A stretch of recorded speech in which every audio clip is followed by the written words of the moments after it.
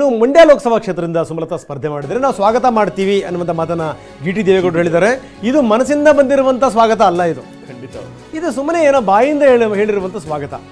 ಯಾಕಂದರೆ ಜಿಟಿ ದೇವೇಗೌಡ ಸುಮಲತಾ ಅವ್ರ ಪರವಾಗಿ ಬ್ಯಾಟಿಂಗ್ ಮಾಡಿಲ್ಲ, ಅವರು ಹೇಳಬೇಕು, ಸುಮ್ಮನೆ ಹೇಳ್ಯಾರ ಅಷ್ಟನ್ನೇ. ಸುಮಲತಾ ಕಾಂಗ್ರೆಸ್ಗೆ ಹೋದ್ರು ಹೋಗ್ಬೋದು ಅಂತ ಹೇಳ್ತಾರೆ, ಅಥವಾ ನಿಖಿಲ್ ಬೇಡ ಅನ್ನುವಂಥದ್ದು ಈ ಮಾತಿನಲ್ಲಿ ಇರ್ಬೋದು. ಇಲ್ಲ ಇಲ್ಲ ಅವ್ರು ಏನು ಅಂದ್ರೆ ಅವ್ರ ಪಕ್ಕಾ ಈ ಕಮಿಟೆಡ್ ವರ್ಕರ್ ಅವರು, ಹಂಗೇಳಲ್ಲ. ಸುಮಲತಾ ಕಾಂಗ್ರೆಸ್ಗೆ ಹೋಗ್ಬೋದು, ಯಾಕಂದ್ರೆ ನಾರಾಯಣಗೌಡರು ಕಾಂಗ್ರೆಸ್ಸಿನ ಪಾಳ್ಯದಲ್ಲಿ ಕಾಣಿಸ್ಕೊಳ್ತಾ ಇದ್ದಾರೆ.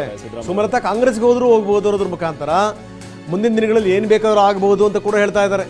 ಹುಬ್ಬಳ್ಳಿಯಲ್ಲಿ JDS ಶಾಸಕ GT ದೇವೇಗೌಡ ಹೇಳಿರುವಂಥ ಮಾತಿದು. ಅಂದರೆ ಒಂದು ಕಡೆಗೆ ನಾರಾಯಣಗೌಡರು ಮಾಜಿ ಸಚಿವರು ಅವರು ಕಾಂಗ್ರೆಸ್ನ ಪಾಳ್ಯದಲ್ಲಿ ಕಾಣಿಸ್ಕೊಳ್ತಾರೆ, ಸಿದ್ದರಾಮಯ್ಯವ್ರ ಜೊತೆ ಮಾತುಕತೆ ಮಾಡ್ತಾರೆ. ಹೀಗಾಗಿ ಅಂತಂದರೆ ಅವ್ರು ಕಾಂಗ್ರೆಸ್ಗೆ ಹೋದ್ರು ಹೋಗ್ಬೋದು ಅನ್ನುವಂಥ ಮಾತನ್ನು ಹೇಳಿದರು. ಈಗ ಸುಮಲತಾ ಅವರು ಹೋದ್ರು ಹೋಗ್ಬೋದು ಕಾಂಗ್ರೆಸ್ಸಿಗೆ, ಆದರೆ ಒಂದು ವೇಳೆ ಅವರು BJPಯಿಂದಲೇ ನಿಂತರೆ ನಮ್ಮದೇನು ಅಭ್ಯಂತರ ಇಲ್ಲ ಅನ್ನುವಂಥ ಮಾತು. ಇಲ್ಲಿ ಆರಂಭದಲ್ಲಿ ಎಲ್ಲವನ್ನೂ ಹೇಳಿ ಆಮೇಲೆ ವರಸೆ ಇದೆಯಲ್ಲ ಅದು ಬೇರೆ. ಅದಕ್ಕೆ ಒಂದು ಭಾಳ ಬ್ಯೂಟಿಫುಲ್ ಮಾತಿದೆ ರೆಹಮಾನ್, ಏನು ಅಂತಂದರೆ ಒಂದು ರಾಜಕಾರಣಿಗಳ ಶೇಖ್ ಖಲೀದ್ ಬಯೋಫ್ಲಾಕ್ನಲ್ಲಿ ಮೀನು ಸಾಕಿ 7 ತಿಂಗಳಲ್ಲಿ 2 ಲಕ್ಷ ಗಳಿಸ್ತಿದ್ದಾರೆ. ನೀವು ಕೂಡ ಅವರಿಂದ ಕಲಿಬೇಕಾ? ಅವ್ರ ಜೊತೆ ವಿಡಿಯೋ ಕಾಲ್ನಲ್ಲಿ ಮಾತಾಡಬೇಕಾ? ಈಗಲೇ ಫ್ರೀಡಮ್ ಆ್ಯಪ್ ಡೌನ್ಲೋಡ್ ಮಾಡಿ. ಸಾಮಾನ್ಯ ಮಾತುಗಳಲ್ಲಿ ಹೆಂಗೆ ಅಂದರೆ ಸ್ವಗತ ಬೇರೆ, ಸ್ವಾಗತ ಬೇರೆ. ಈ ಸ್ವಾಗತ ಅಂದ್ರೆ ಮನಸ್ಸಲ್ಲಿರುವಂಥದ್ದು, ಸ್ವಾಗತ ಅಂದ್ರೆ ಬಾಯಲ್ಲಿ ಹೇಳಿರೋದು. Read between the lines. So ಇದು ಸಂಗತಿ. ನಾವು ಸುಮಲತಾ ಅವರು ಅಭ್ಯರ್ಥಿ ಆದರೆ ನಾವು ಸ್ವಾಗತ ಮಾಡ್ತೇವೆ.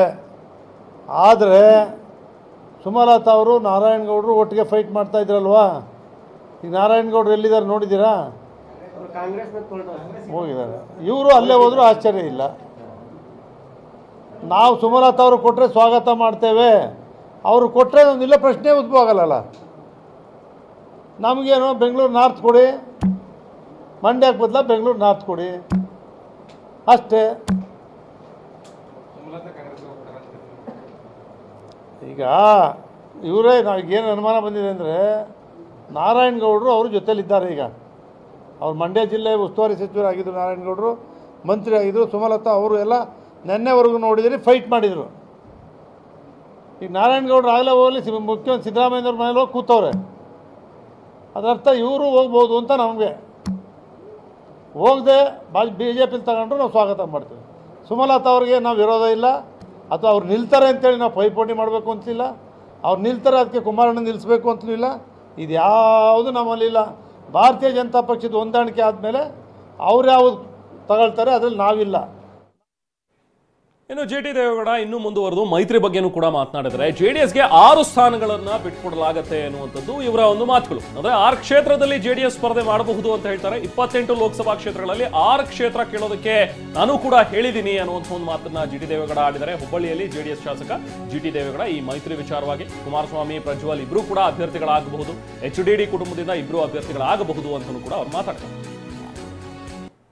ನಮ್ಮ ಪಕ್ಷ, ನಾವೆಲ್ಲರೂ ಪಕ್ಷದ ಕಾರ್ಯಕರ್ತರು, ಮುಖಂಡರೆಲ್ಲರೂ ಕೂಡ ನಮ್ಮ ನಾಯಕರಾಗಂಥ HD ದೇವೇಗೌಡರಿಗೆ, ಕುಮಾರಸ್ವಾಮಿ ಅವರಿಗೆ 6 ಕ್ಷೇತ್ರಗಳನ್ನು ಕೇಳಬೇಕು ಅಂತೇಳಿ ಹೇಳಿದ್ದೇವೆ.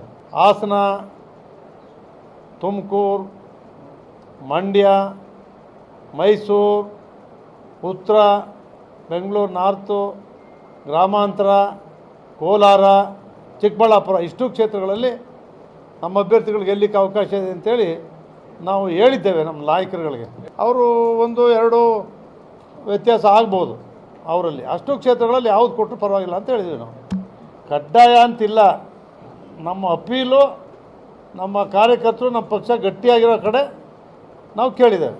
ಗೌಡ್ರ ಕುಟುಂಬದಲ್ಲಿ ನಿಂತರೆ ಇಬ್ಬರು ನಿಲ್ಲಬೇಕು, ಕುಮಾರಸ್ವಾಮಿ ಅವ್ರು ನಿಂತರೆ ಇಬ್ಬರು ಆಗ್ತಾರೆ, ಅವ್ರು ನಿಲ್ಲೇ ಇಲ್ಲ ಅಂದರೆ ಒಬ್ಬರೇ ಆಗ್ತಾರೆ ಹಾಸನದಲ್ಲಿ ಅಷ್ಟೇ.